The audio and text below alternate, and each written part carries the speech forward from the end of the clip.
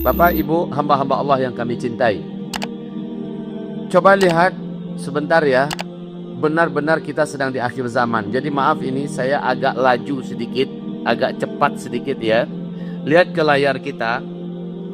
Sejarah peradaban hidup di dunia ini.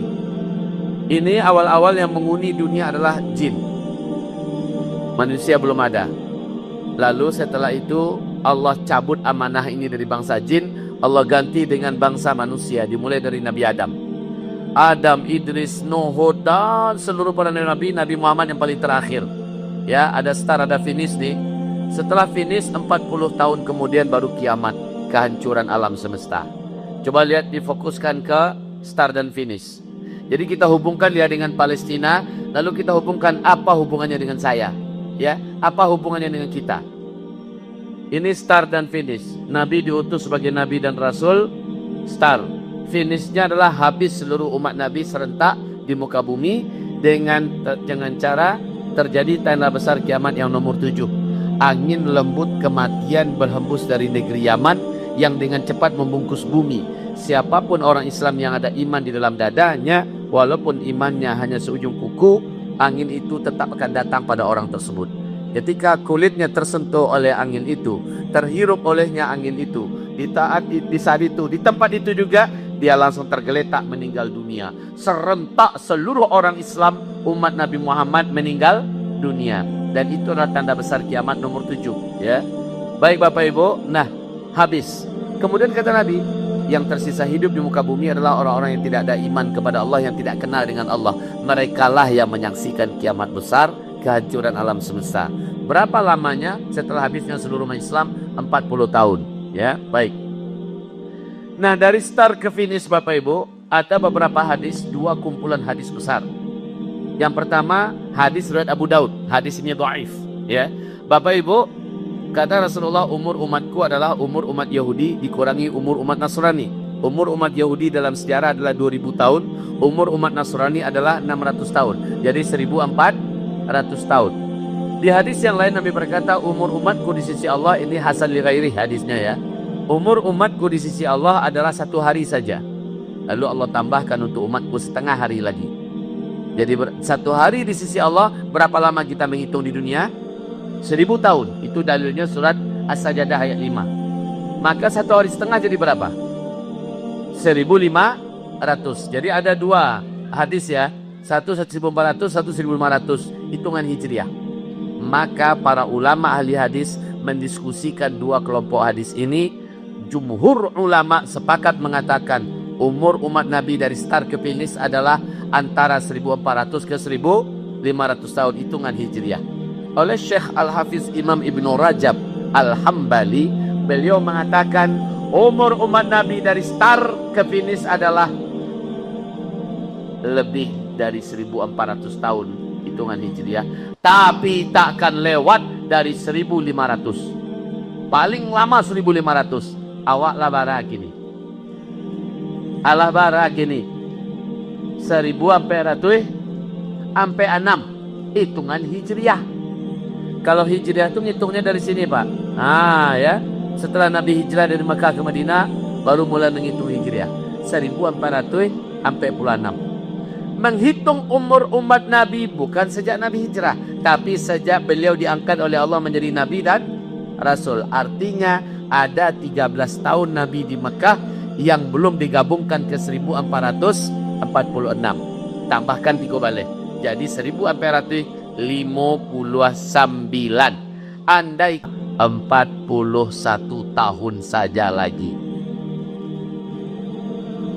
Untuk orang Islam ini bukan kiamat ya, untuk orang Islam. Dan Nabi berkata, dari start ke finish kamu semua akan menjalani 5 fase sejarah. Dari 5 fase sejarah, Cie 2, 3, fase pertama, kedua, ketiga, dan kelima, Islam memimpin dunia. Fase keempat, yaitu fase kita sekarang, Islam sedang tidak memimpin dunia. Fase pertama, Nabi yang memimpin. Fase kedua, Khulafaur Rasyidin. Fase ketiga, para khalifah yang menggunakan sistem kerajaan. Dan ini lamanya ribuan tahun. Runtuhnya Khilafah Islamiyah Al-Utsmani tanggal 3 Maret 1924. Sampai hari ini adalah fase keempat. Islam sedang berada di bawah, sedang dijak-ijak, sedang dipijak-pijak, sedang dijajah, sedang dizalimi, sedang disakiti di berbagai penjuru dunia. Karena so pendak tu. Baik.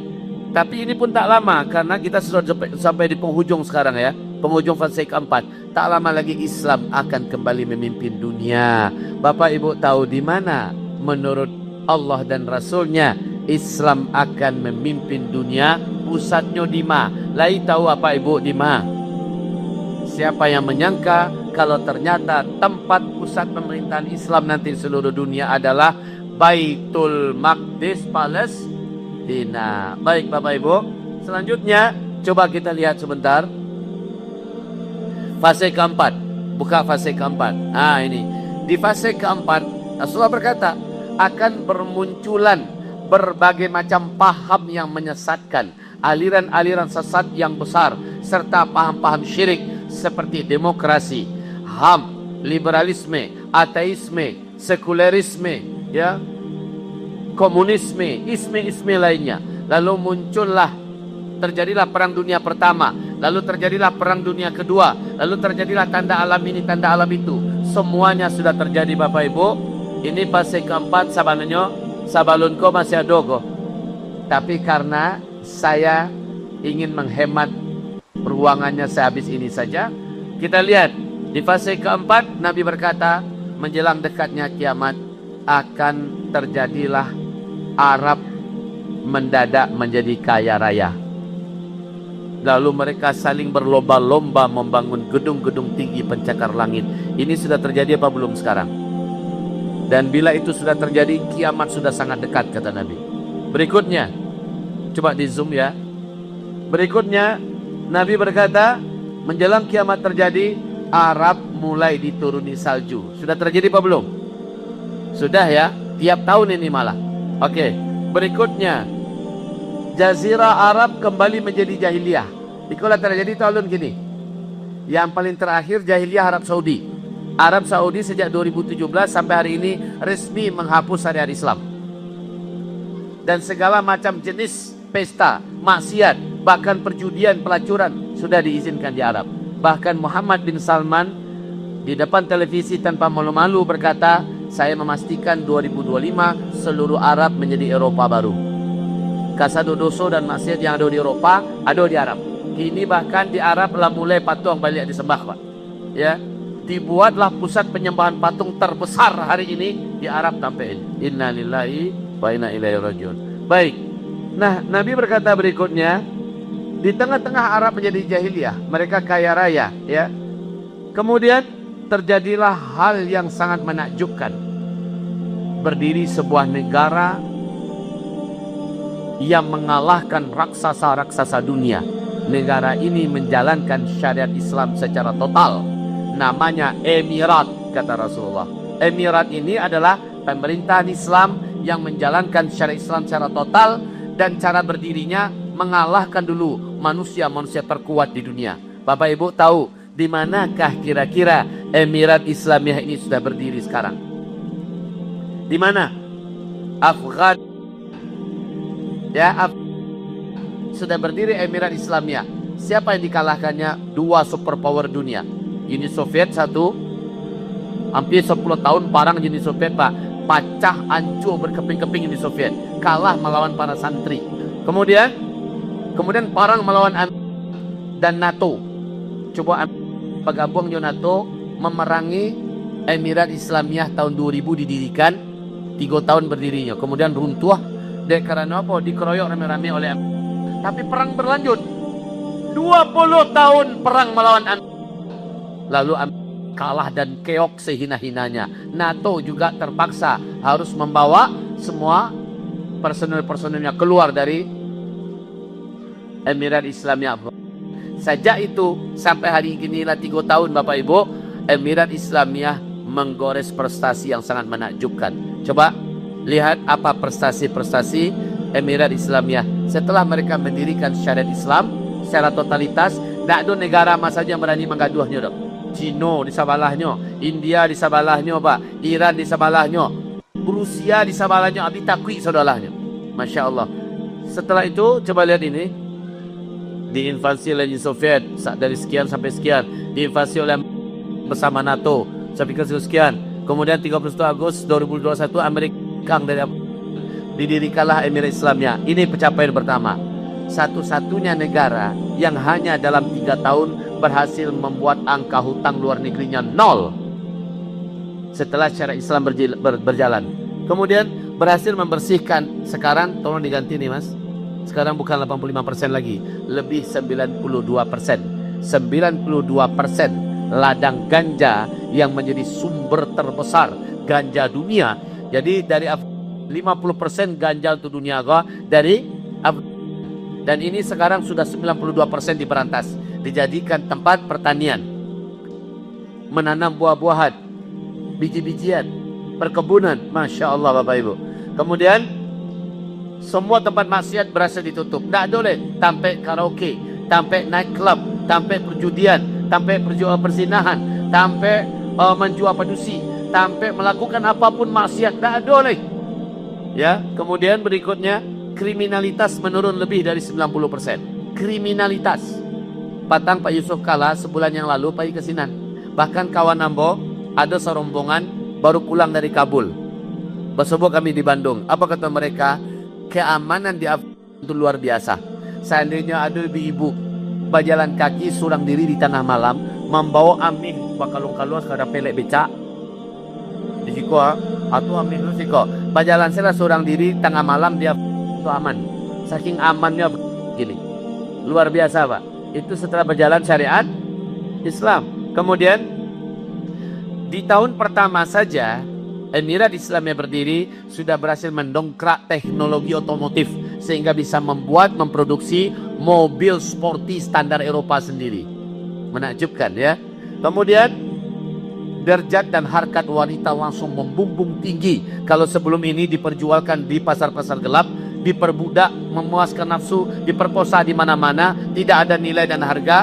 Setelah berdiri syariat Islam, berdiri Emirat Islamnya, wanita tampil secara terhormat, bersaing dengan laki-laki dengan cara terhormat.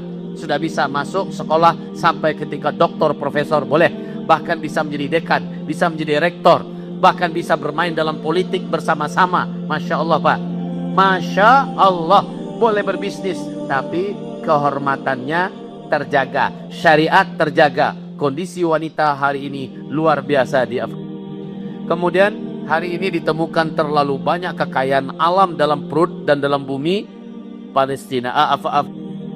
Sehingga sekarang ini 2 bulan yang lalu apa kata Presiden Rusia Vladimir Putin, dulu Emirat Islamiyah adalah negara teroris. Hari ini kami cabut kata-kata itu dan kami nyatakan bahwa Emirat Islamiyah adalah sekutu kami. Dia adalah negara yang berdaulat dan terhormat. Masya Allah. Dan itu diumumkan di televisi.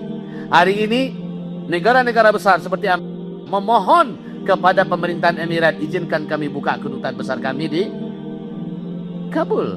Izinkan kami, kata Cina, buka kedutaan besar kami. Arab Saudi juga minta izin buka kedutaan besarnya Pak.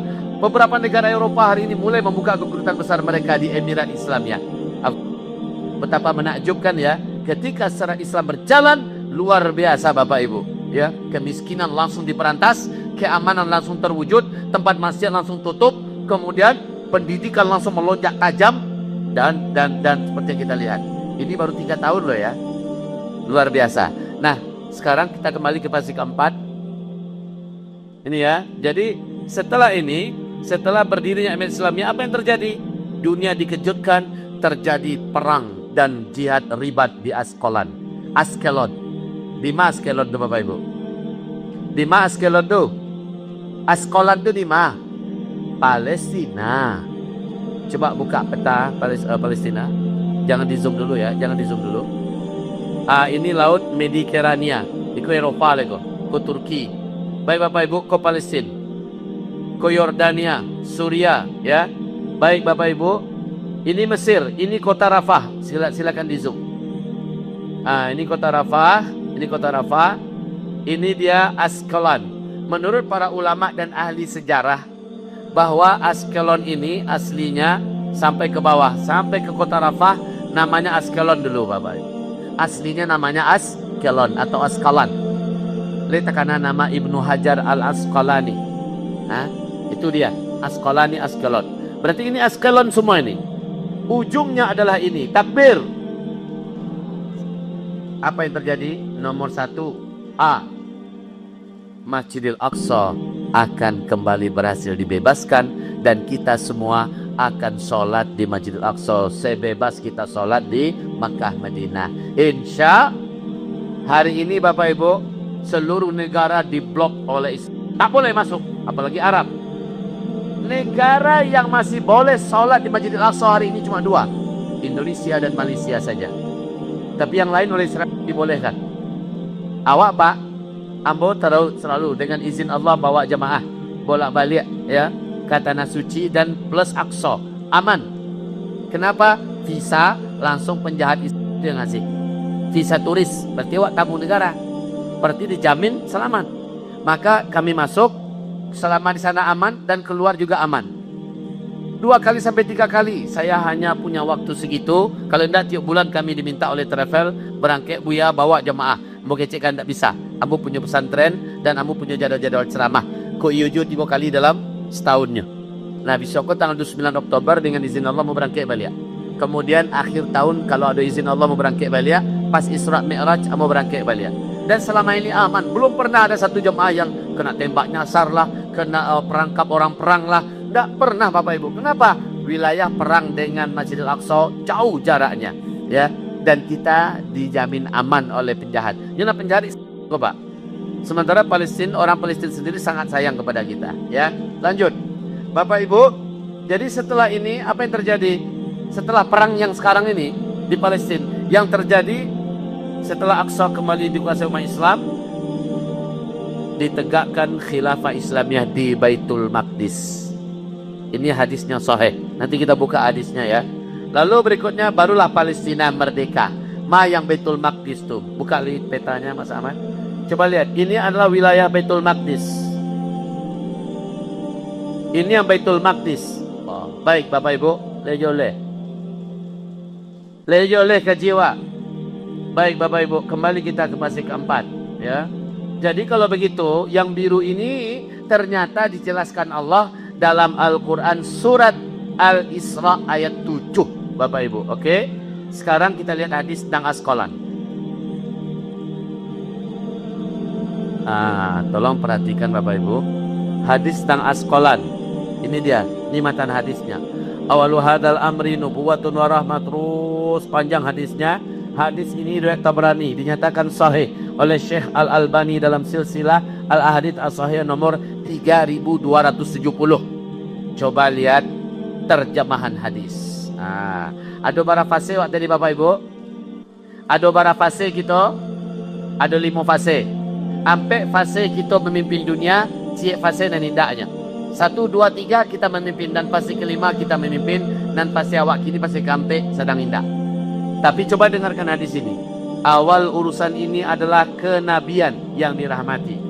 Nabi Muhammad dulu fase pertama 23 tahun tuh.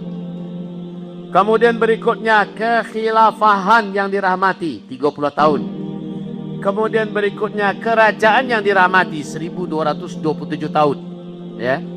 Nah, habislah 3 fase Islam tak memimpin dunia leh. Tapi tetap muncul satu pemerintahan yang menjalankan syariat Islam secara total, yang menamakan dirinya Imarat. Kemudian berdirilah berikutnya Imarat yang dirahmati. Inilah dia hari ini ya. Kemudian pada masa itu, berarti pada masa ini ya, manusia saling berebutan kekuasaan dan jabatan sebagaimana kuda-kuda dan keledai lapar berebutan makanan. Kira-kira oleh terasuna. Batu ada Bapak Ibu. Di mana negeri muslim para penguasanya asik berebutan kekuasaan dan jabatan. Betul anda? Termasuk di negeri Konoha ya. Ayo. Nah paling parah di Timur Tengah malah Pak. Sampai parang-parang demi perebutan kekuasaan. Di Sudan, di Libya, di Suria dan lain-lainnya. Di negeri Konoha masih main sikut-sikutan. Tapi jadilah. Baca Kak Jo namanya tuh. Berikutnya coba zoom kembali yang ini. Nah setelah Palestina merdeka, ini mau tidak mau harus kita jalani bersama. Karena bukan hanya orang Islam yang mengalami, seluruh orang yang hidup di bumi akan merasakan perasainan balik di akhir zaman. Iko je nang puncak fitnah tu, ya. Perang dunia ketiga meletus. Kalau terjadi perang dunia ketiga, ini masih normal tidak? Pasti tidak. Kemudian krisis pangan seluruh dunia, kelaparan di mana-mana. Orang akan banyak mati kelaparan. Kalau nanado petanago sekete akan jadi brutal bertahan hidup, sampai-sampai nyo akan menjarah dan membunuh kian kemari untuk bertahan hidup. Kemudian yang ketiga, terjadi krisis ekonomi terparah dalam sejarah, di mana pitih pun tak barago lepa. Orang hanya percaya kepada emas dan perak. Ya, pitih-pitih karateh yang ada kuah kecil Nabi seperti daun menguning yang berguguran dari batang pohon. Pasal serak di pinggir jalan dipermainkan anak-anak kecil kalian. Tak ada ragu le. Saat itu orang hanya percaya kepada emas dan perak. Kinilah mulai kok Pak. Allah mulai banyak di negara kadang sembarang cetak saja pitihnya tanpa underline emas, main cetak saja demi menyelamatkan ekonominya sesaat. Pada akhirnya terjadilah krisis yang tak bisa dielakkan. Satu-satunya bisa dipercaya orang saat itu adalah emas. Jadi Abu sarankan, ko ado Bapak Ibu bapiti, ko ado balikanlah kami Pak. Bu, lay ado Ibu bapiti, balian kami. Nanti sale-sale di bawah bantal, nanti pimpi di lipean baju dalam lemari, bucuik piti itu bisuak balian kami. Muah, deh Bapak Ibu, kau ada yang di rekening-rekening ambil balian kami. Lain ngatu Bu, nggak usah banyak-banyak, 1 kilo 2 kilo simpan. Bagus galak Ibu. Banyak mana? Ambil 1 gram, 2 gram, setengah gram. Balian kami, percayalah kau nak lama mulai Bapak Ibu. Demi Allah indak lama mulai. Kau aduh, kau indak baalai. Berikutnya, bencana-bencana alam yang besar terjadi di seluruh dunia. La ilaha illallah. Sudahlah perang dunia ketiga, orang krisis, kelaparan pula, kehancuran ekonomi, bencana alam lu di mana-mana. Ada yang tsunami, ada yang gempa gadang, ada yang gunung-gunung melatui, ada yang likuifaksi, ada yang tornado dan bagai-bagai lah. Sesudah itu mewabah pula penyakit buatan dan menyebabkan kematian massal terjadi di mana-mana. Patangko kopat kopit patangko Pak, itu baru tes dewater itu. Ya, baru sekedar uji cok. Besok kau mencogok lebih gadang lebar itu leh. Dan ini tak bisa dibendung Bapak Ibu, akan banyak kematian massal. Ya, baik Bapak Ibu. Berikutnya perang perebutan kekuasaan di mana-mana, khususnya Arab Saudi. Meninggal Raja Salman 86 gini Pak. Dan itu banyak penyakit-penyakit kronis di beliau gini itu. Para pangeran banyak yang sakit hati kepada Muhammad bin Salman. Kalau tidak parang berdarah-darah disuk kecaliak lah Pak. Ada hadisnya, sudah ada di dalam cerita Nabi Sallam, di dalam kitab ini ada. Baik Bapak Ibu yang kami muliakan, barulah setelah Palestina merdeka, Amerika dan Eropa runtuh. Amin. Nomor 3 kok ke-7 nak kaya. Yang ke-8, kerusuhan, perang, pembunuhan, chaos terjadi di mana-mana. Yobanalai kata Nabi, orang beriman yang sangat kuat imannya, saatnya melewati kuburan dirinya dengan orang yang lah di dalam tanah tuan. Inyo berharap kalaulah inyo yang di dalam tanah, saking beratnya hidup di atas tanah saat itu kata Nabi. Bertanya sahabat, ya Rasulullah, bareknya ini ketika tulai. Anu nak sampai yang aman? Lima, kama engkau suruh kami ya Rasulullah hijrah.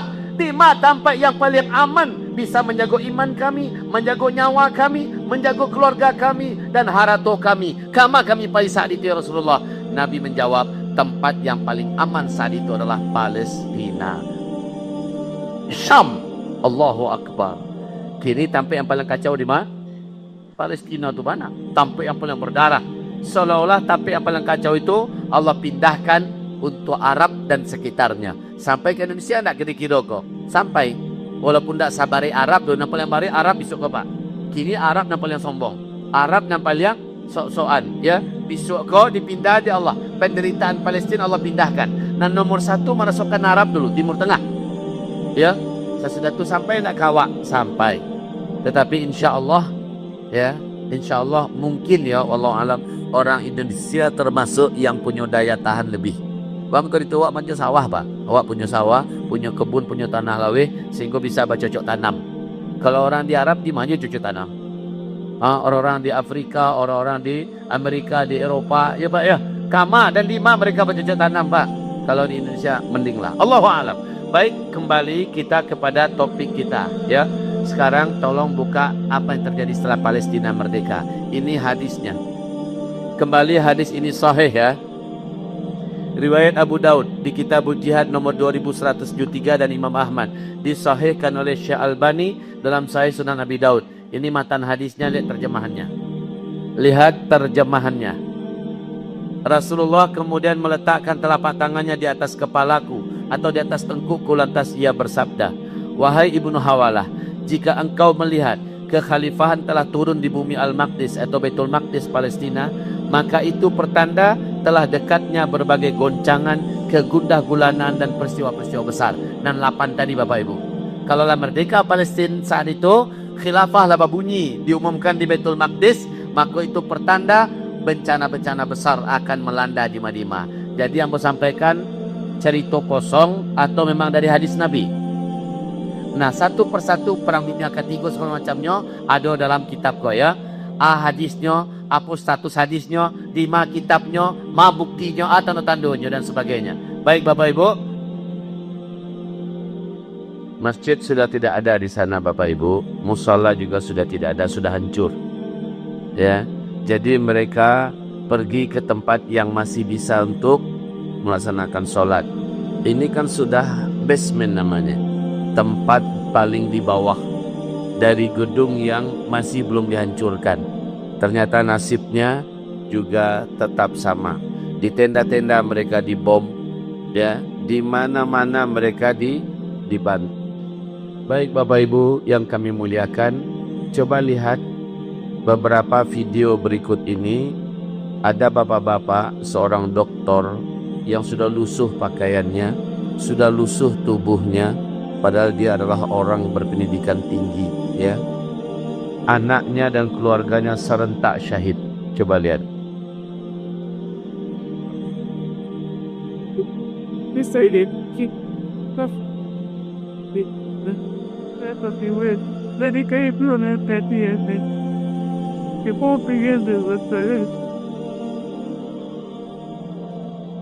Tiap hari harus keliling, harus jalan kemana kami harus pergi lagi katanya. Rumah sudah tidak punya. Sekolah-sekolah tempat biasanya mereka bisa kumpul juga sudah diratakan dengan tanah. Rumah sakit juga sudah tidak ada lagi. Listrik mati, air tidak ada, makanan juga tidak ada. Ya, sementara mereka buat tenda-tenda dalam keadaan terpaksa, itu pun mereka sering dibom dan dibakar hidup-hidup, ya. Kemana kamu mau pergi? Coba ulang balik apa yang dikatakan oleh Bapak ini. Ini sangat melukai sekali ya hati dan perasaan kita.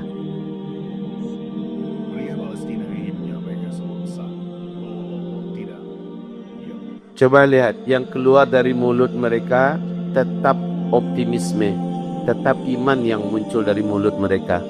Tidak ada kutukan, tidak ada caci makian, tidak ada menyalahkan Allah Subhanahu wa taala. Ini benar-benar iman Bapak Ibu. Mari kita dengarkan dulu. Pria Palestina ini yang selesai bahwa Allah tidak akan pernah membiarkan hambanya kecewa, termasuk urusan rezeki. Jangan pernah takut akan kemiskinan. Orang-orang Palestina banyaknya kekurangan makanan, tapi Allah yang Maha Kuasa selalu menafkahi dan mencukupi mereka. والله جبت عيرة أنا عبد كيرة ولا إنها كان عندي والله واحد شلو كان قائد ربع هذا الله ما على كي يدير أدوبه على أرض شيء ثلاث شيء ربنا أكبر شيء الواحدين له الذي واحدين له وين نقول والله بدور على كين مكين نقول والله أخوه قبل ما يموت وصاني إني أوزع مكين بان الموت ولا يرشي خذوا كيسة حين ووزعوا. في مين اللي رزقهم؟ الله عز وجل. والله يعطيها اثنين لأولاد. Kalau di kita bukit-bukit yang banyak, di sana bukit-bukit pepuingan dan reruntuhan. Ya. Jadi ya Allah ya Rabb. Bu, uang mereka di bank-bank dijarah oleh, dibongkar berangkas-berangkasnya, diambil uangnya. Peternakan mereka dibantu. Kemudian perkebunan mereka dibakar. Ya. Apa yang tersisa lagi Bapak Ibu? Nyawa yang di dalam badan pun diuber-uber untuk dihabisi. Coba lihat video yang lain. Pria Coba lihat anak kecil ini sudah tidak punya orang tua, tidak punya ayah, tidak punya ibu, tidak lagi punya keluarga, dan dia lapar. Kemana dia harus mengadu? Silakan. Sudah tak bertenaga lagi anak ini untuk berjalan. Di Palestina, demi Allah, mereka jangankan untuk memikirkan barale, ya, jangankan memikirkan barale, di mana mereka akan tidur malam ini saja udah bingung mereka Bapak Ibu. Cobalah lihat sekali lagi tadi, subuh sedang sholat mereka masih dibantu oleh 100 orang, ya, dan bahkan terpisah-pisah badannya Bapak Ibu. Berdarah-darah lokasi itu. Kenapa ini perlu sekali kami sampaikan? Karena Nabi bersabda, wallahi la yu'min, wallahi la yu'min, wallahi la yu'min. 3 kali Nabi pakai wallahi. Apa arti wallahi? Demi Allah. La yu'min, tidak ada iman. Demi Allah tidak ada iman. Demi Allah tidak ada iman. Bapak Ibu, 3 kali Nabi bersumpah tidak ada iman, tidak ada iman, tidak ada iman. Bapak Ibu, di surat Al-Mu'minun, Allah dari ayat 1 sampai 11 mengatakan yang berhak masuk surga hanya orang beriman. Nah, buka, lihat di slide kita. Ternyata iman itu ada 3 tingkatan. Ya, di surat Fatir ayat 32 ini ayatnya. Iman itu ada 3 tingkatan.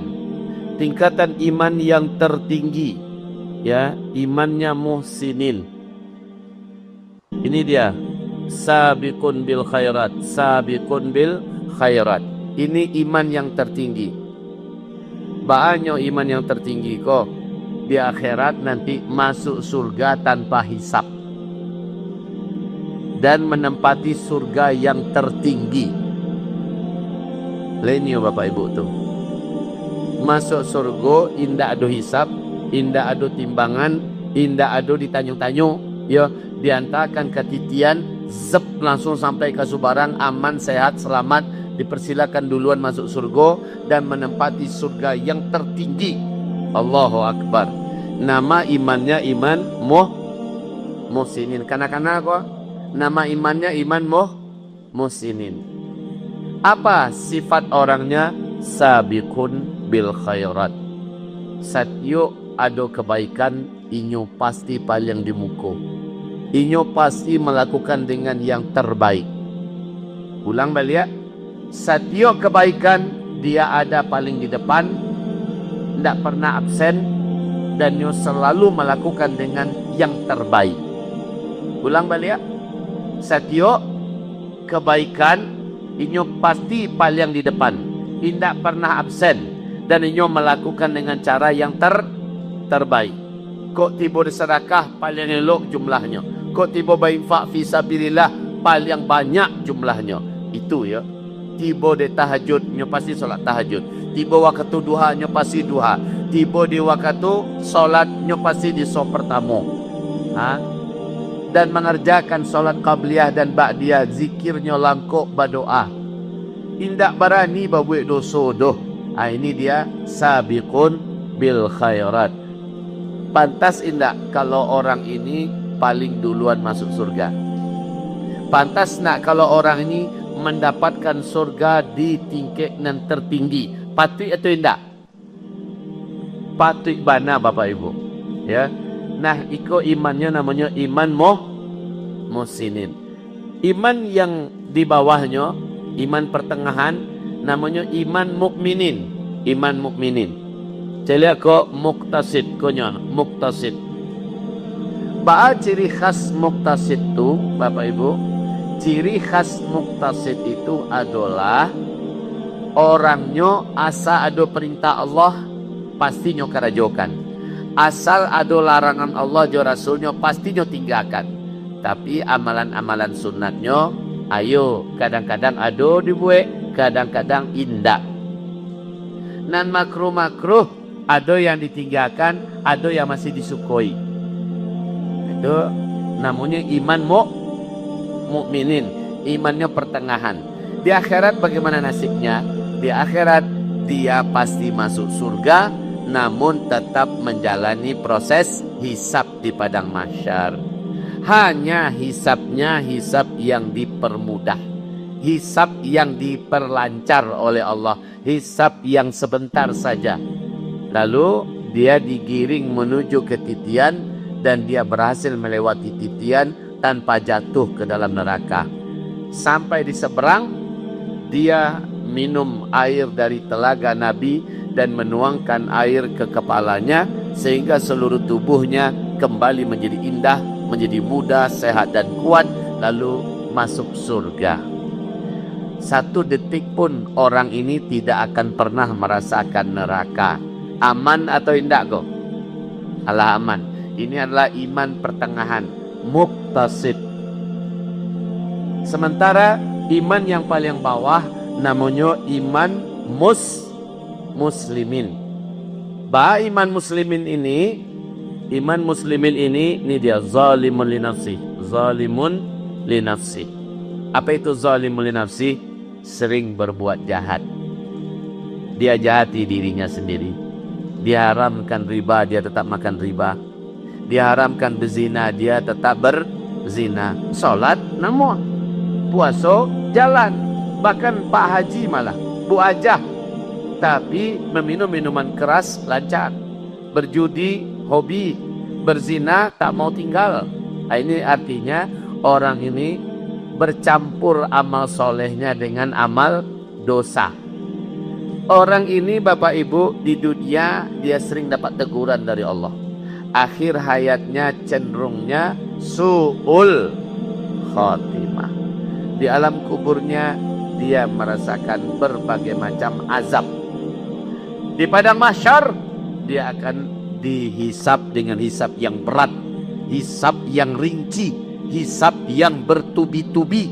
Dan pada akhirnya sebelum dia masuk surga, dia harus merasakan azab neraka terlebih dahulu. Para lamonyo entahlah, hanya Allah yang maha tahu berapa lama dia akan disiksa dalam neraka.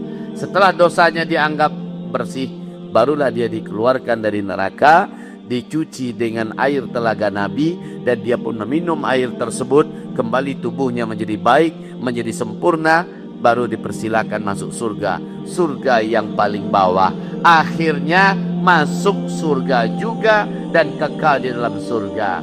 Alhamdulillah, namuah punya iman yang paling terakhir kok.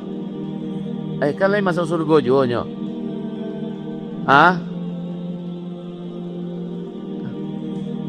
Ba?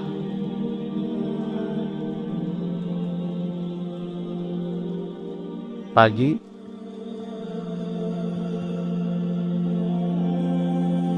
Dia hisapnya. Ya. Oh Bapak Ibu, jadi ketiga kelompok ini punya iman nih.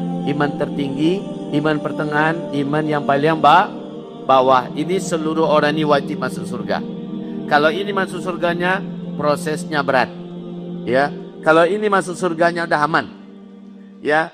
Kalau ini masuk surganya tanpa hisap di surga yang tertinggi.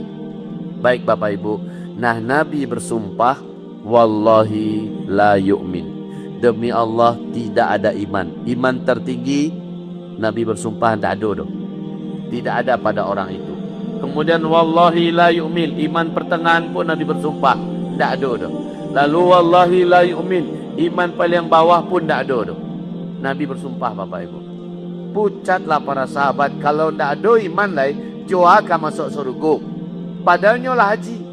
Padahal di dunia lain solat, lain puasa, tapi tidak diakui ada iman doh.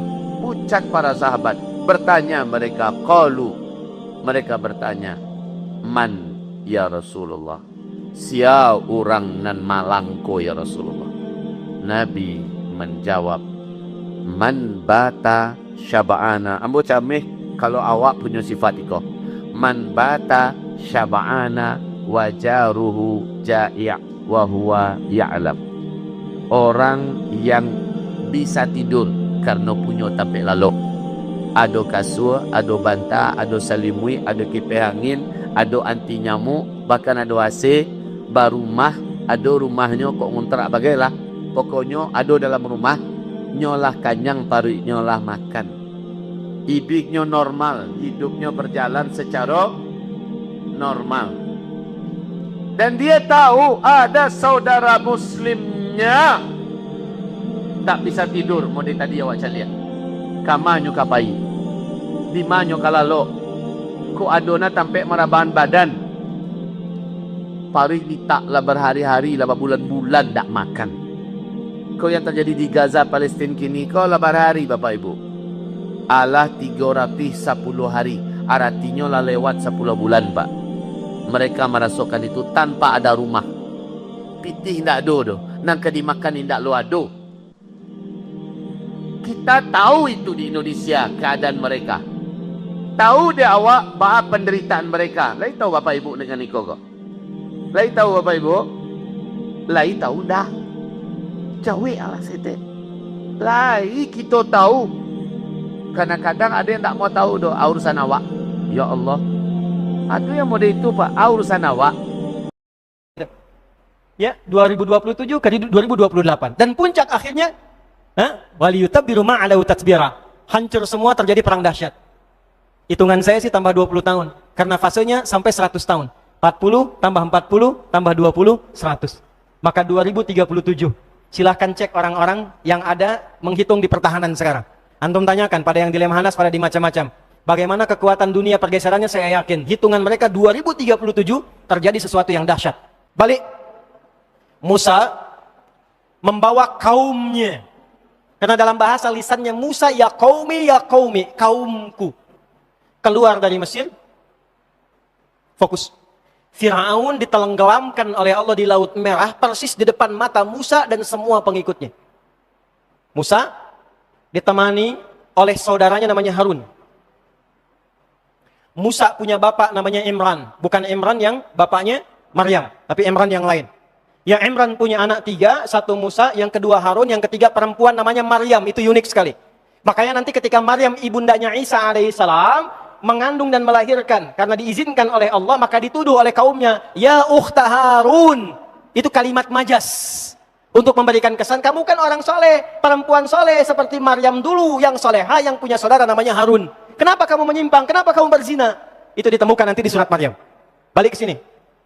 Musa dan Harun membawa kaumnya ini yang telah keluar dari kejaran dan perlakuan serta kekejaman Fir'aun, selesai keluar dari Mesir. Sebelum saya sampaikan sampai ke titik ini, saya ingin terangkan satu hal yang penting dulu. Saya mau tanya pada Anda sekalian. Pernah ada yang tahu nggak berapa jumlah umat Nabi Musa, kaumnya Musa yang ikut dengan Nabi Musa keluar dari Mesir pada saat itu? Berapa jumlahnya? Gampang, jumlahnya banyak. Itu aja ya, kalau pusing. Jumlahnya banyak. Saya tuliskan misal, permisalan 100 orang. Misal saja. Ini telah mengalami sisa-sisa penjajahan, perbudakan, penindasan, tekanan. Saya tanya pada Anda, punya beban psikologi nggak? Punya kenangan nggak? Punya memori nggak? Saya tanya pada Anda, 100 ini adatnya sama tidak? Karakternya sama nggak? Sifatnya sama nggak? Sifat mereka berbeda, karakternya tidak sama, dan mereka menyimpan memori yang berbeda. Ada yang yakin dengan kenabian Musa dan Harun, ada yang taat dengan Musa dan Harun, tapi yang ada pengen ikut-ikut aja, yang penting selamat dari Firaun. Ingat ya? Yang penting selamat dari Firaun. Tapi yang Anda jangan lupakan, penjajahan, penindasan, perbudakan, genosida, itu akan melahirkan luka sosial dan psikologi yang sangat dalam. Lebih dalam daripada diputuskan cinta. Ingat baik-baik. Ingat baik-baik. Dan seringkali ketika mendapatkan kenyamanan, justru pengalaman ditindas itu dipakai untuk menindas orang lain lagi. Kalau nggak percaya gini nih. Dulu saat kita berjuang nih, Bung Tomo berjuang, pahlawan kita berjuang. Dari Kiai Hasim dari Jombang itu punya sayap militer. Panglima resimennya Kiai Haji Hashim Asy'ari. Di Jawa Tengah, itu masuk nanti Mr. Kasman Singa di Mejo. sampai ke Jawa Barat, Kiai Haji Nur Ali itu, ya. Semua berjuang. Tapi kalau kita baca sejarah, bukankah di era perjuangan itu ada pengkhianatnya? Ya. Lihat pola Belanda pada masa itu, ada divide et impera, pemecah belah. Ada manipulasi, ada penipuan, ada mengambil hak tanpa dibenarkan. Saya kemarin baru dari Belanda, kemudian mampir ke Delft. Tahu Delft? Ya, itu lampu merah sonoan dikit tuh. Ya. Di Delft itu tempatnya company. Bahasa kitanya. Bahasa Inggrisnya company. VOC. Ternyata mereka itu kumpulan sebagian dari Yahudi yang membentuk konsorsium untuk mendapatkan sumber rempah-rempah. Itu ternyata, maaf, kantornya kecil sekali. Saya masih punya dokumentasinya. Cuman gudangnya besar. Kumpulan mereka itulah yang menggerakkan. Kemudian mereka datang ke tanah air sampai dengan ke Nusantara, sampai kemudian mempraktekkan penjajahan yang membackup pemerintah Belanda. Jadi yang membangun Belanda itu hasil pajaknya dari VOC. Berapa yang didapatkan dari VOC itu? Yang saya mau katakan, dulu waktu VOC datang, pengkhianatnya ada nggak di sini? Ada. VOC waktu itu mengadu domba tidak? Adu domba. Menipu tidak? Menipu. Pangeran Diponegoro kan ditipu. Ya kan? Mengagresi tidak? Mengagresi. Sekarang kita telah merdeka. 17 Agustus tahun 1945 kita merdeka sampai dengan sekarang. Pertanyaan saya, ada nggak perilaku anak negeri yang nggak jauh beda dengan perilaku penjajah masa lalu? Yang menipu ada? Ada. Ya? Yang memecah belah ada? Yang memanipulasi ada? Itu yang saya maksudkan. Luka sejarah yang lama itu seringkali memberikan kesan sehingga tanpa sadar dipraktekkan pada generasi berikutnya. Inilah yang terjadi, penindasan pada era Firaun yang saya garis bawahi dengan beberapa poin ini yang akan terbawa oleh beberapa generasi yang ikut Musa ini, sehingga perilaku itu yang melekat pada mereka yang dipraktekkan di kemudian hari. Ini saya kotak ini. Ini nggak akan saya hapus, dan tolong jangan dihapus kalau saya minta hapus ini. Ya? Keluar dari Mesir, selesai. Maka perintahnya dari Allah Subhanahu wa Ta'ala, 1. Musa ambil wahyu. 10 perintah, 10 commandment. Masuk ke Tur Sinai sekarang, wilayah Mesir. Sudah 40 hari, 40 malam. Apa yang terjadi? Tadi kan saya katakan, dari yang banyak ini taruhlah 100 orang, kan gak semuanya sama. Ada yang taat sama Musa dan Harun, ada yang ikut-ikutan. Yang ikut-ikutan ini mulai menyimpang. Harun, ini Tuhan yang nyelamatin kita, mana wujudnya? Gak seru bertuhan gak kelihatan. Ya, tolong dong tampakkan supaya kita bisa kreatif dikit, nikmat ngelihatnya. Maka muncul kemudian kreativitas itu dari Samiri. Bid'ah pertama yang dilakukan pada masa itu. Samiri membuat Tuhan-Tuhanan. Makanya nanti kalaupun mereka mengklaim masuk surga, surganya surga-surgaan. Tuhan-Tuhanan dari lembu, kemudian disembah dan sebagainya. Singkatnya, keluar Musa, turun, marah melihat itu, dihancurkan semua. Lalu 70 orang dipilih oleh Musa yang baik-baik. Makanya saya tulis 100. Yang tadi selesai. Kalian ini bagaimana? Belum basah, belum kering tapak kaki kalian. Dari keselamatan yang Allah berikan dari Firaun itu sekarang sudah menyimpang dari Allah. Marah Musa. Bahkan saudaranya ditarik jenggotnya tuh. Kamu kerjanya apa, Harun? Kata Harun, ya Musa, jangan begini. Khawatirnya kita jadi fitnah nanti. Ya? Maka ketika tenang Musa itu, apa yang terjadi kemudian? Quran surah ke-7 ayat 155. Quran surah 7 ayat 155. Musa memilih 70 orang. Sab'ina rajulan. Di bawah 70 orang ini yang soleh-soleh, limiqatina, untuk minta tobat kepada Allah Subhanahu wa Ta'ala. Ya Allah, aku akui mereka memang salah. Tapi engkau kalau mau hukum, ya hukum saya sekalian di sini. Dengan hamba-hambamu yang soleh. Ya kan? Perhatikan cara Nabi itu kalau memohon itu dengan menggunakan kalimat menyentuh sehingga sulit kemudian ya untuk ditolak. Sulit untuk ditolak. Kalau rahmat pasti diberikan, kalau permintaan pasti dikabulkan. Maka apa yang terjadi? Allah sampaikan, yang salah tetap dihukum, yang baik-baik diberikan kebaikan. Maka ketika diterima taubat mereka itu, mereka mengatakan, Inna hudna ilaika. Ayat 156-nya. Paling kiri sebelah atas. Quran surah 7 ayat 156. Inna hudna ilaika. Hudna. Hudna, kami kembali tobat kepadamu ya Allah, untuk mendapatkan dan mengikuti petunjukmu. Hudna. Kata dasarnya, pelakunya disebut dengan hadu. Sifat keadaannya disebut dengan Yahud. Orangnya disebut dengan Yahudi. Ketemu Yahudi sekarang? Bani Israel sudah ada? Yahudi sudah ada? Baik, jadi hudna ilaika. Orang-orang yang bertobat yang disebut dengan hadu. Hadu di Quran surah kedua ayat ke-62. Innalladzina amanu walladzina hadu wan nasara dan seterusnya ayat. Al-Yahud pertama ditemukan di Al-Baqarah ayat 120. Walan tarda ankal yahudu walan nasara hatta tattabi'a millatahum. Ini asal katanya. Ada yang membaca dari garis silsilah disambungkan ke Yahuda ke sini. Jadi Yahudi itu umatnya generasi yang tersambung sampai ke Nabi Musa, sampai ke kini, yang kalau ditelusuri generasinya ke sini ke Yahuda. Jelas? Tapi yang lebih kuat, karena generasi ini sudah selesai, sudah bercampur semuanya, sudah berbaur semuanya, secara DNA itu sudah semua menyebar, maka yang paling mudah dipahami timbangannya kembali kepada Al-Quran. Wa muhaiminan alaih. Ini. Hudna ilaih. Jadi Yahudi itu asalnya sifat, karakter yang menunjukkan komitmen untuk taubat. Yahudi itu orang taubat yang pengen baik lagi. Yang pengen tidak musyrik lagi. Yang tidak membunuh lagi. Yang tidak membunuh lagi. Yang tidak ngeyel lagi. Itulah Yahudi. Jelas sampai sini? Baik, kita temukan ini ya. Udah. Lalu apa yang terjadi? Diterima taubatnya oleh Allah, lalu turunlah ayat 157. Saya terima taubat kalian semua, kata Allah. Mulai sekarang, kalian ikuti petunjuk Musa ini, petunjuk Harun ini, sampai datang Nabi terakhir. Alladzina yattabi'una an-nabi rasulan nabiyyal ummiyya. Sampai datang risalah penutup Musa. Sampaikan pada kaummu sekarang. Generasi kalian akan terus melampaui zamannya. Terus hadir lagi keturunan. Terus hadir keturunan. Sampai nanti lahir keturunan terakhir. Akan bertemu dengan sosok Nabi yang paling agung. Nabi yang paling hebat. Sifatnya ummi. Namanya Muhammad sallallahu alaihi wasallam. Maka disebutkanlah nama Muhammad dalam kitab mereka Taurat. Sampai kemudian dilestarikan. Sampai ketemu di puncak Nabi yang terakhir. Sebelum kedatangan Nabi Muhammad sallallahu alaihi wasallam. Yaitu Nabi Isa alaihi salam. Jadi nama Nabi Muhammad tersebut dalam Taurat, tersebut dalam Injil, tersebut dalam kitab-kitab sebelumnya. Sudah disebutkan. Maka singkatnya, menerima mereka semua, lalu kemana kami ya Allah belum menemukan tempat sekarang? Maka disebutkanlah kemudian firman Allah, balik lagi ke tempat asal yang engkau di situ dapat diterima dengan damai. Bapak moyangmu pernah di situ, Ibrahim alaihissalam, Ishak lahir di situ, Yakub pernah tumbuh di situ. Hidup damai dengan orang-orang yang ada di sana. Balik ke sana lagi. Maka dibimbing ya mereka itu semua untuk memasuki kembali bumi Palestina yang tadi sudah dihapus. Ke sini lagi.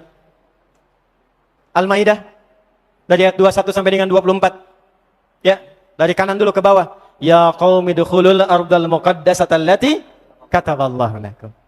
Wahai kaumku, kata Musa, ayo Allah sudah tetapkan nih tempat yang paling aman buat kita semua. Dijamin damai dengan penduduk aslinya. Jadi ke situ itu bukan untuk menguasai. Bukan untuk mengklaim itu negeri kami, bukan. Perintah Allahnya datang ke situ supaya bergaul dengan penduduk negerinya. Yang memang mereka kakek moyangnya dulu pernah tinggal di situ. Akrab dengan penduduknya. Kalau ke situ ngikuti sistemnya, ikut damai hidupnya, tenang di dalamnya. Jangan bikin ulah lagi. Bukan diminta untuk mengklaim ini tanah engkau, bukan. Nggak ada begitu. Ya, jadi hoax kalau ada klaim demikian. Jelas ya? Ya, kalau disebutkan, ya maaf dalam kitab-kitab yang disucikan, saya tidak sebutkan namanya, Anda sudah tahu. Misalnya ada persepsi demikian, maka itu hoax yang paling populer di muka bumi saat ini. Ya, saya berani mengatakan demikian, karena di kitabnya juga tercantum seperti itu. Jelas sampai sini? Balik ke sini, belum selesai, sabar ya. Yuk berangkat. Apa komen mereka? Begitu Musa perintahkan, ya Musa inna fiha qauman jabbarin. Musa, nggak mau ah. Di sana banyak orang-orang kuat. Kuat mereka itu, hebat-hebat. Ya, qauman jabbarin, yang kuat, yang kokoh, yang hebat-hebat. Ada sebagian tafsir menyebutkan itulah suku Palestina. Palestina. Makanya kalau sekarang berjuang hebat-hebat, kuat-kuat, kokoh dan sebagainya. Dari dulu emang begitu. Musa nggak mau ah. Di sana sudah ada golongan kuat, hebat-hebat, keras mereka itu, kami nggak mau masuk.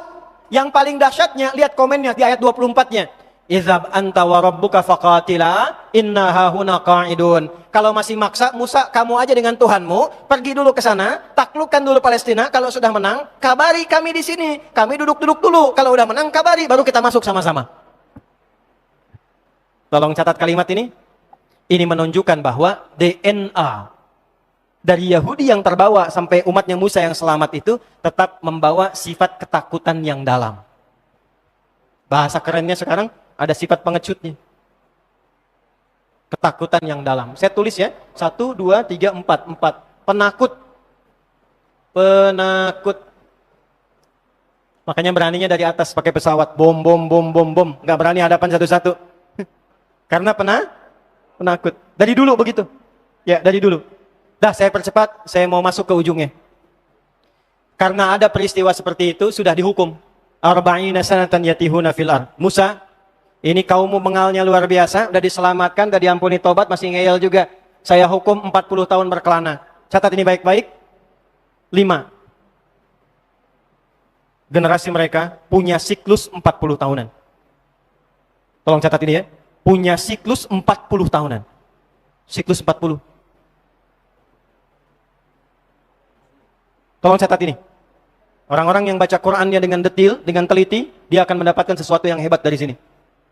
Sudah 5 saja. Yang kelima yang terakhir, siklus 40 tahunan.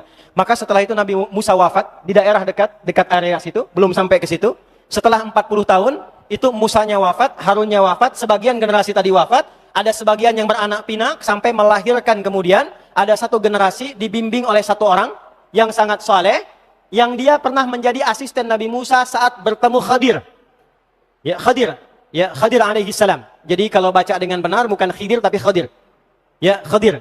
Di surat Al-Kahf masih ingat ada 4 kisah viral? Kisah pemuda 1, kisah 2 orang sahabat, yang satu kaya, yang satu sederhana dan saleh, yang ketiga Musa dengan Khadir, yang keempat Dzulkarnain. Nah, bukankah Anda masih ingat yang menemani Nabi Musa untuk menemukan Khadir itu siapa? Yusha bin Nun. Yusha bin Nun. Maka setelah siklus 40 tahun ini, masuklah kelompok ini, komunitas ini, bangsa ini ke Palestina dibimbing oleh Yusha bin Nun. Masuk lagi setelah 40 tahun. Ada di sini. Nunggu siapa? Nunggu berjalan terus sampai munculnya seorang sosok Muhammad sallallahu alaihi wasallam.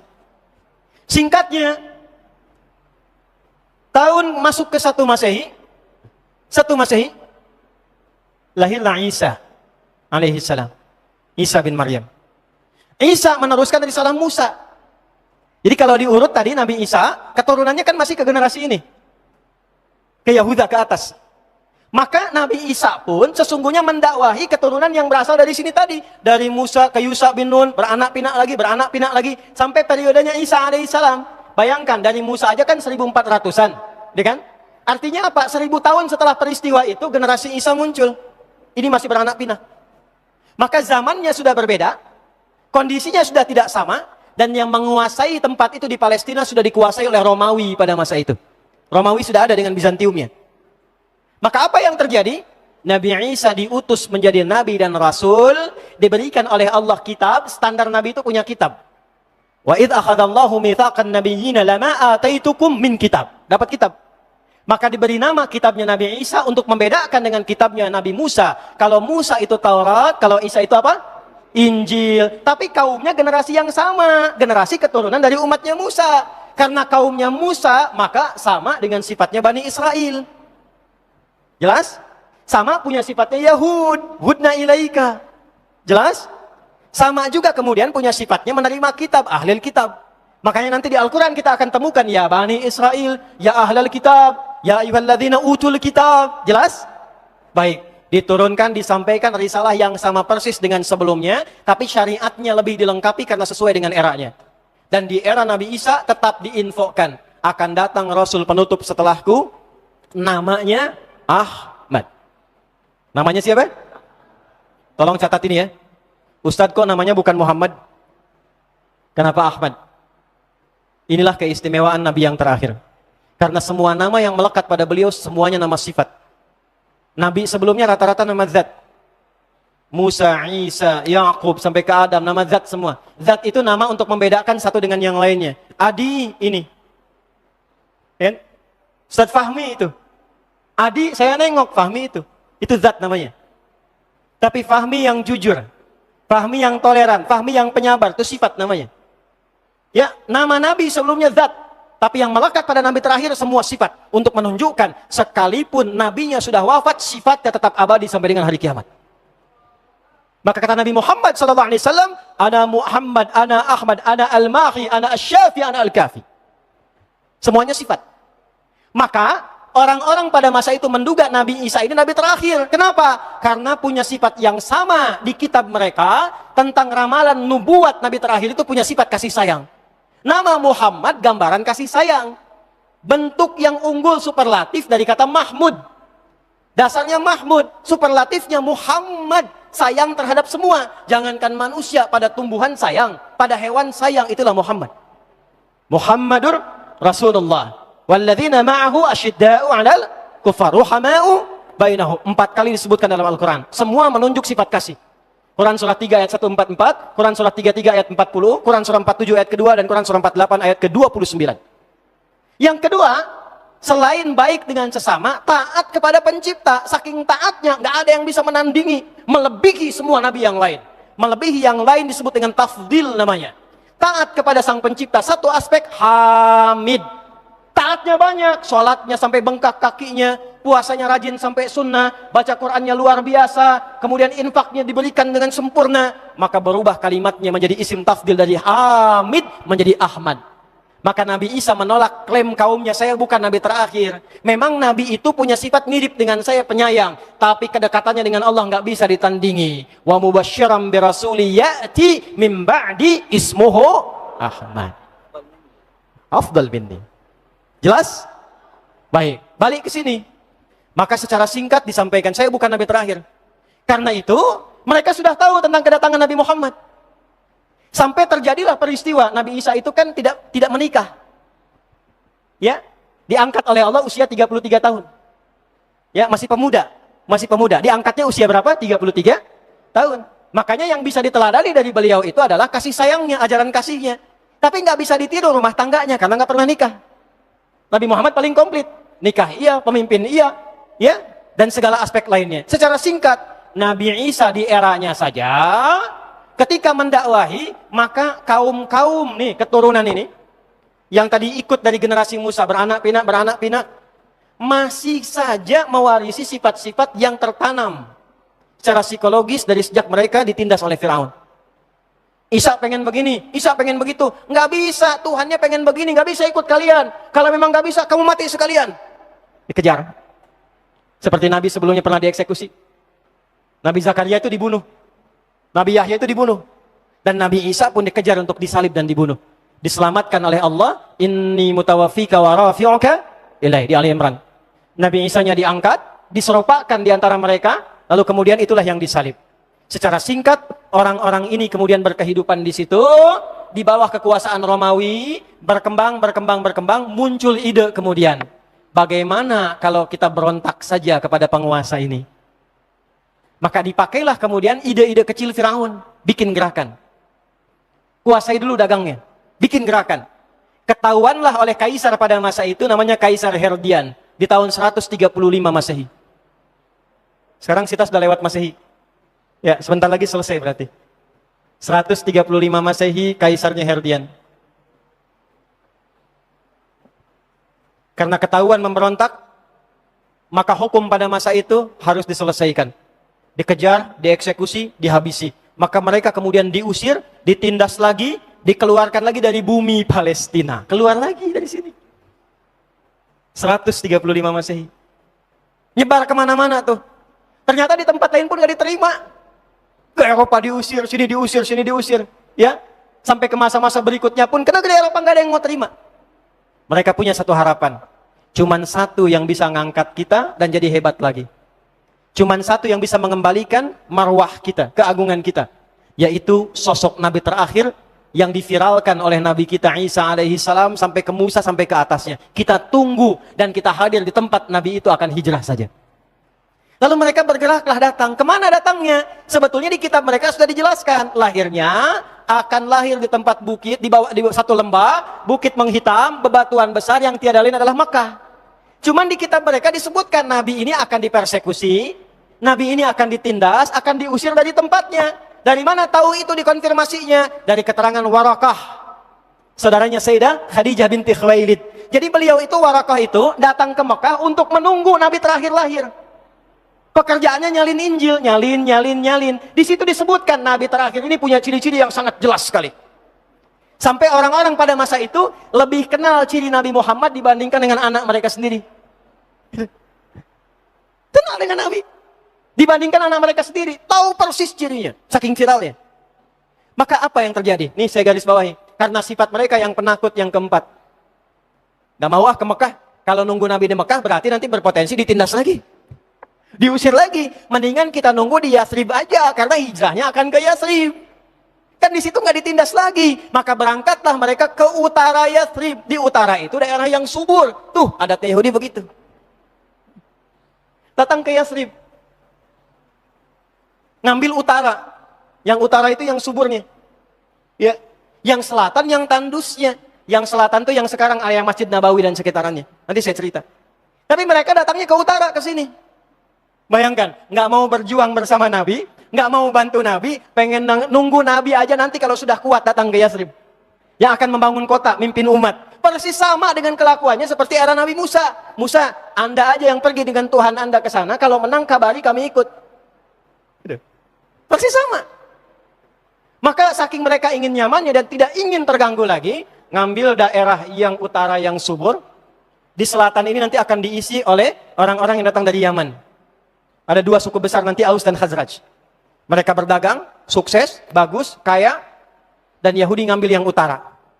Saking traumanya dengan perjalanan sejarah masa lalu, maka mereka mulai menetapkan pada masa itu, supaya nggak diganggu lagi, supaya tidak diserang lagi, kita bikin strategi seperti Firaun punya benteng. Maka bikinlah mereka benteng di wilayah itu. 3 suku besar, kemudian berhijrah ke wilayah Yathrib, yang kelak dikenal dengan Al-Madinah Al-Munawwarah.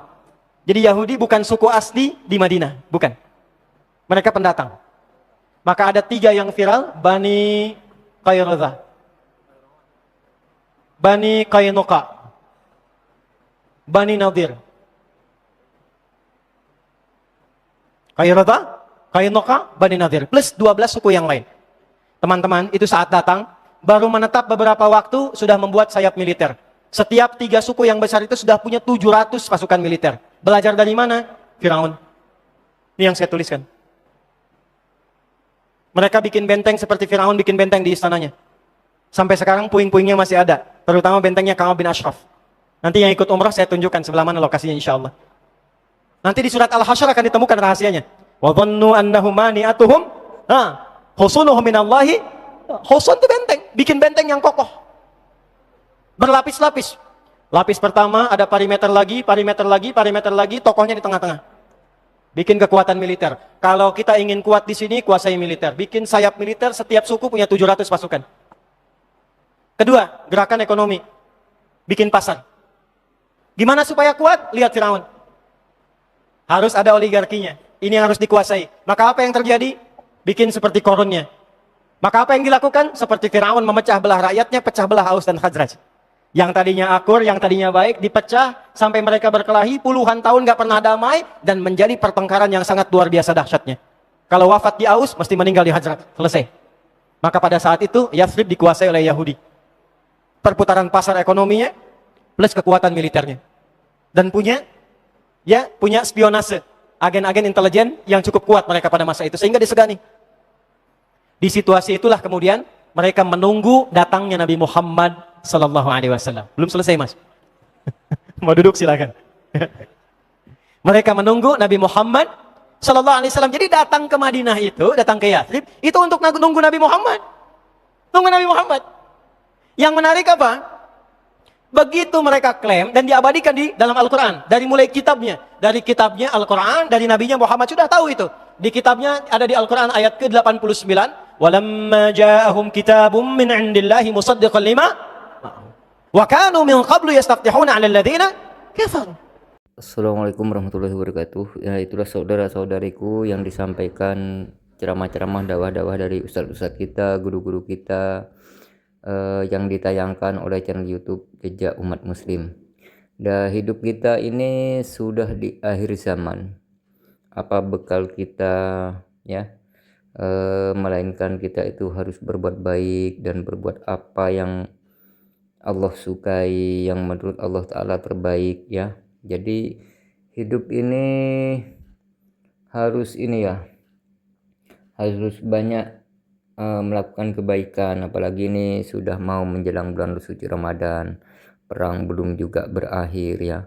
Ini yang ditakuti apa yang terjadi di tahun 2027. Nah, perang sekarang ini kan sudah luar biasa ya teman-teman ya. Jadi maka dari itu guru-guru kita, ustadz-ustadz kita meminta kita agar apa ya, agar cepat bertaubat menjadi umat yang lebih baik daripada sebelumnya ya.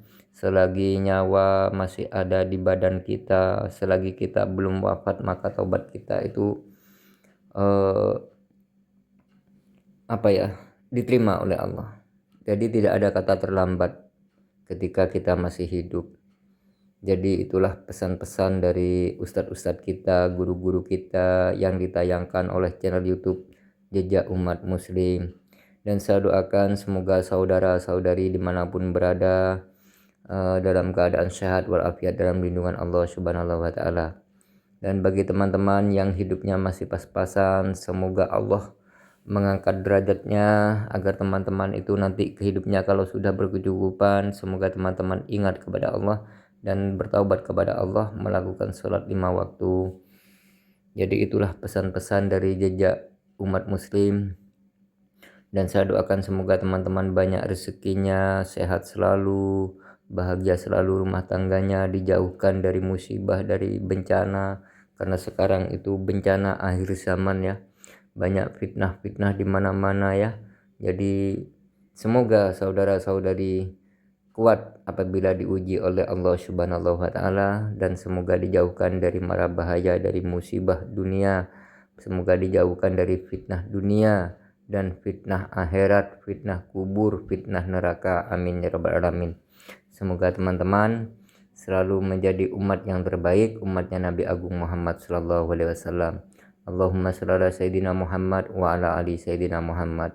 Dan saya akhiri sampai di sini dulu. Wassalamualaikum warahmatullahi wabarakatuh.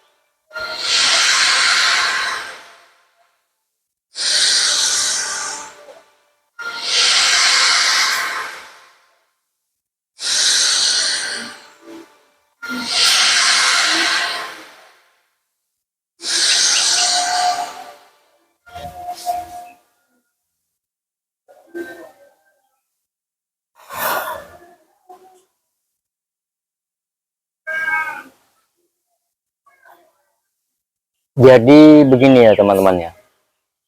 Cara kerja santet itu banyak ya macamnya ya. Ada media santet itu lewat cicak, ada media santet itu lewat telur. Selamat datang di channel YouTube Narasi Dajjal. Semoga bermanfaat. Amin. Selamat datang di channel YouTube Narasi Dajjal. Semoga bermanfaat. Amin. Jadi jenisnya banyak, macam-macam lah. Terus ada yang apa lagi itu? Ada yang lewat rambut, lewat bekas telapak kaki kita ini. Kan santet itu ada santet merah, ada santet kuning, ada santet hijau, ada santet putih. Banyak jenisnya santet-santet itu. Banyak orang yang bertanya sama saya cara pengobatan santet itu. Jadi kalau orang kena santet itu jangan takut ya. Pertama itu tanamkan iman hanya kepada Allah. Begitu ya. Tanamkan iman kepada Allah Subhanahu wa taala.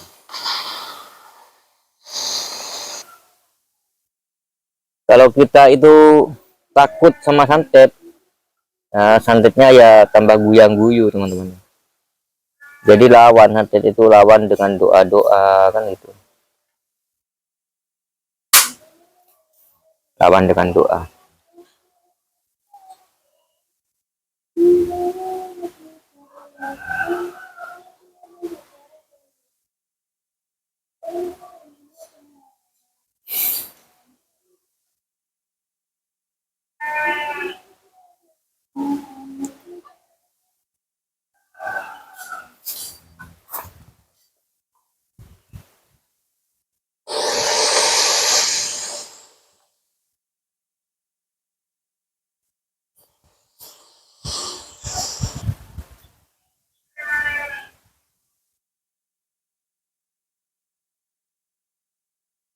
Astagfirullah rabbal baraya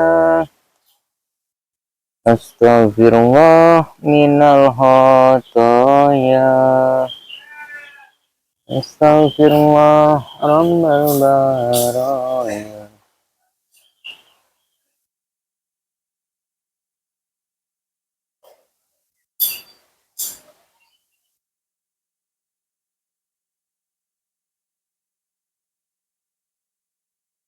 Jadi kalau orang apa ya, kena sihir atau kena santet itu biasanya itu tanda-tandanya itu kulitnya hitam. Fire will consume everything in its path.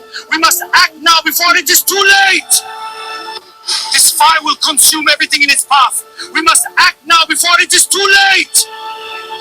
This fire will consume everything in its path. We must act now before it is too late. This fire will consume everything in its path. We must act now before it is too late. This fire will consume everything in its path. We must act now before it is too late. This fire will consume everything in its path. We must act now before it is too late. This fire will consume everything in its path. We must act now before it is too late. This fire will consume everything in its path. We must act now before it is too late. This fire will consume everything in its path. We must act now before it is too late. This fire will consume everything in its path. We must act now before it is too late. This fire will consume everything in its path. We must act now before it is.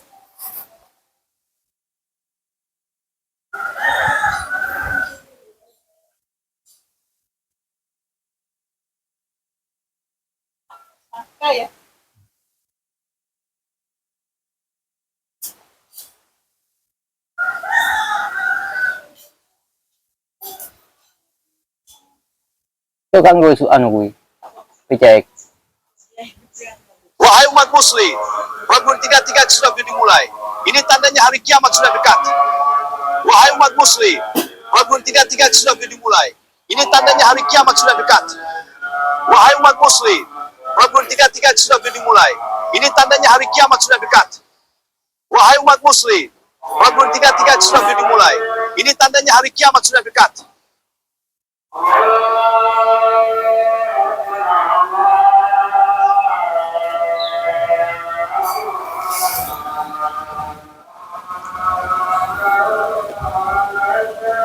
Allah Akbar, Allah Akbar.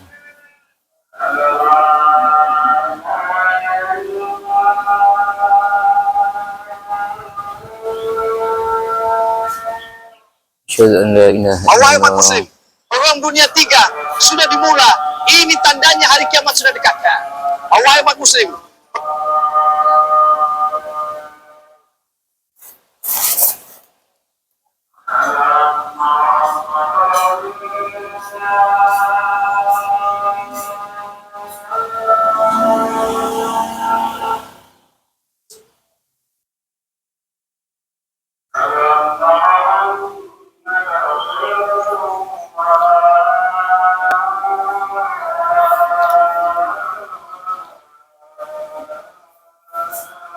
Astaghfirullah rabbal baraya.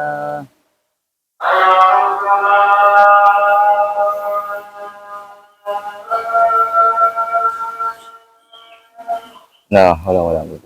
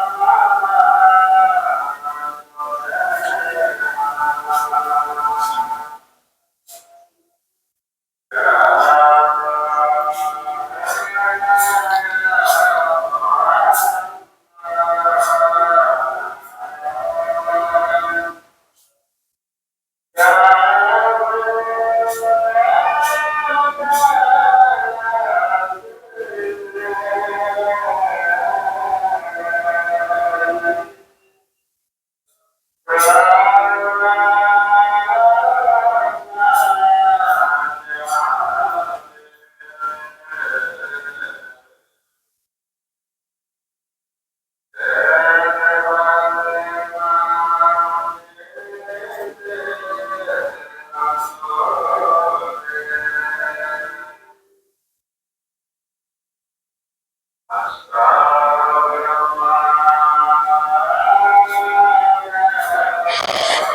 awal menjadi pangeran drama Cina, komisaris ini malah dituduh sebagai om hidung belah.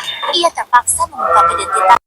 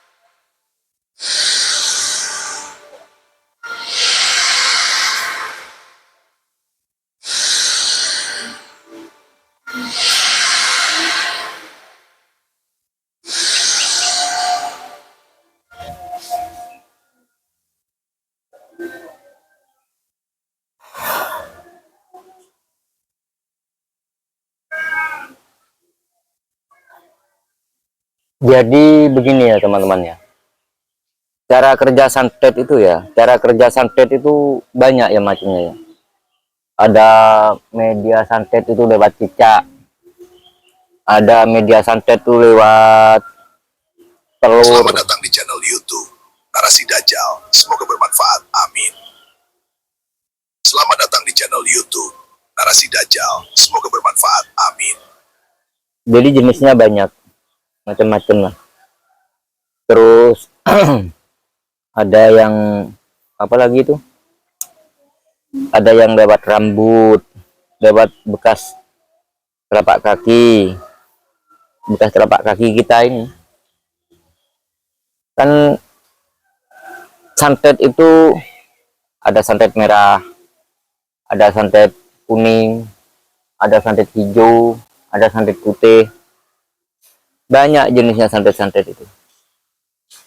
Banyak orang yang bertanya sama saya cara pengobatan santet itu. Jadi kalau orang kena santet itu jangan takut ya. Pertama itu tanamkan iman hanya kepada Allah. Begitu ya. Tanamkan iman kepada Allah Subhanahu wa taala.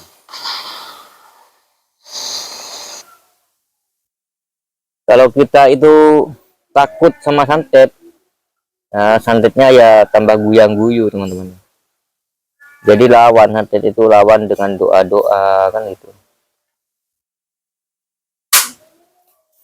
Lawan dengan doa.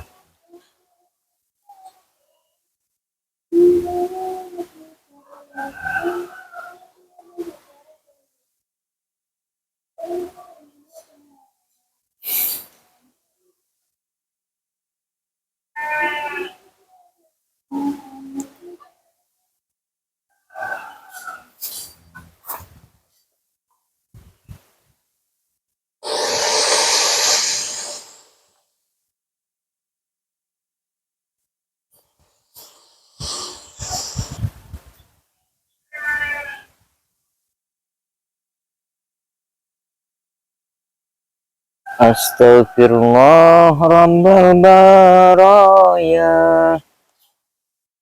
Astagfirullah minal khotoya.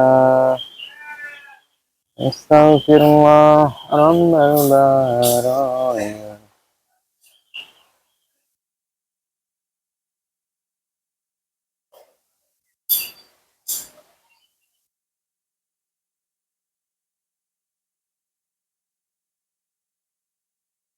Jadi kalau orang kena sihir atau kena santet itu biasanya itu tanda-tandanya itu kulitnya hitam. This fire will consume everything in its path. We must act now before it is too late. This fire will consume everything in its path. We must act now before it is too late. This fire will consume everything in its path. We must act now before it is too late. This fire will consume everything in its path. We must act now before it is too late. This fire will consume everything in its path. We must act now before it is too late. This fire will consume everything in its path. We must act now before it is too late. This fire will consume everything in its path. We must act now before it is too late. This fire will consume everything in its path. We must act now before it is too late. This fire will consume everything in its path. We must act now before it is too late. This fire will consume everything in its path. We must act now before it is too late. This fire will consume everything in its path. We must act now before it is.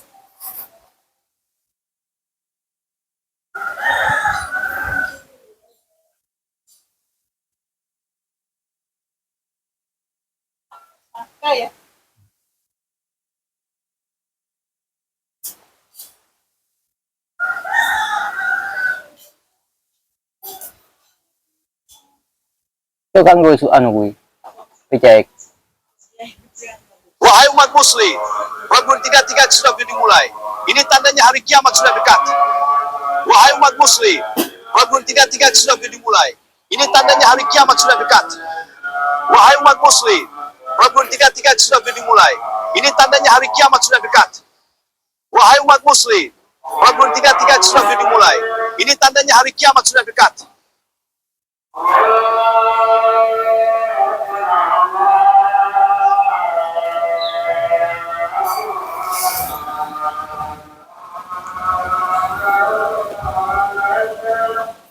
Akbar, Allahu Akbar.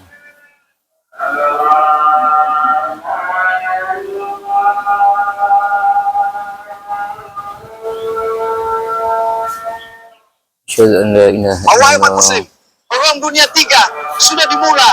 Ini tandanya hari kiamat sudah dekat. Allah umat muslim.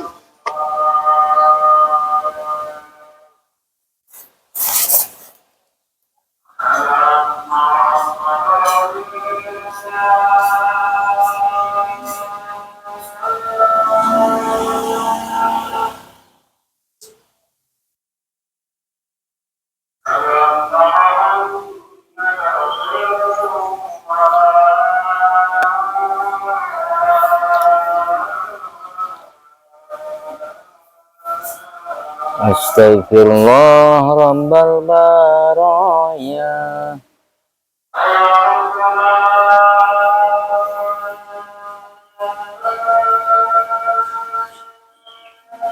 Nah, wala betul.